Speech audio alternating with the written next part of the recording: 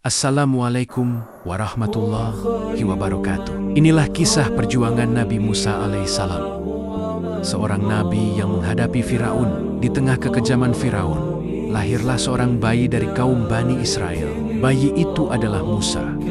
Firaun yang zalim telah memerintahkan agar semua bayi laki-laki dibunuh. Tapi Allah punya rencana besar. Dengan penuh air mata dan keimanan, sang ibu meletakkan Musa kecil dalam sebuah peti, lalu menghanyutkannya di sungai.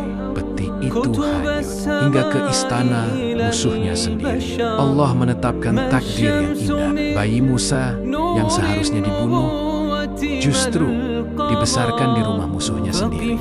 Ia tumbuh besar di istana Firaun. Dalam suatu pertikaian, Musa menolong saudaranya, tapi ia tak sengaja membunuh musuhnya. Dengan perasaan bersalah, ia melarikan diri menuju Madian. Di negeri asing itu, Musa tetap menolong sesama. Ia pun diberi tempat tinggal, pekerjaan, dan seorang istri.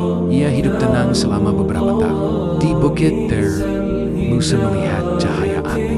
Saat ia mendekat, suara agung memanggilnya. Allah berbicara langsung kepadanya, dan Musa pun menjadi nabi. Musa diperintahkan kembali ke Mesir.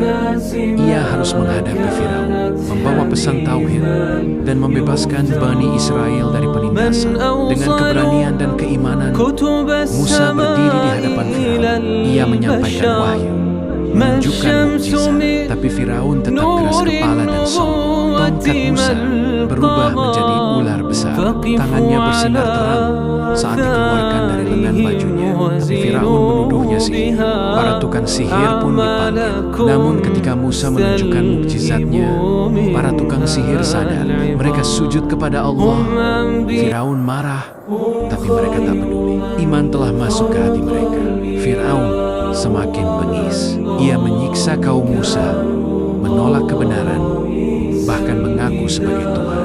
Tapi Allah Maha mengetahui apa yang tersembunyi di hati. Akhirnya, Allah memerintahkan Musa membawa kaumnya keluar dari Mesir.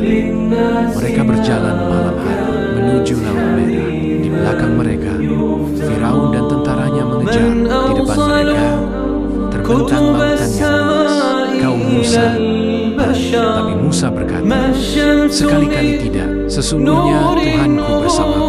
Dia akan memberi petunjuk. Lalu dengan izin Allah, Musa memukulkan tongkatnya ke laut. Maka laut itu terbelah. Dinding air berdiri tegak di kanan dan kiri. Kaum Musa menyeberang dengan selamat.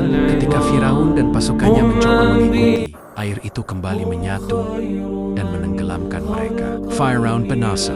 Sombongnya tak bisa menyelamatkannya dari murka Allah. Setelah selamat, kaum Musa kembali menunjukkan watak aslinya. Mereka membangkang, meminta berhala, dan sering melanggar perintah. Hati mereka keras meski telah melihat mukjizat. Musa bersabar, terus membimbing mereka naik ke gunung untuk menerima wahyu dan berdoa agar kaumnya diberi petunjuk. Nabi Musa wafat di padang pasir. Setelah melewati hidup penuh perjuangan, mukjizat, dan ujian, tapi dakwahnya tak pernah sia-sia.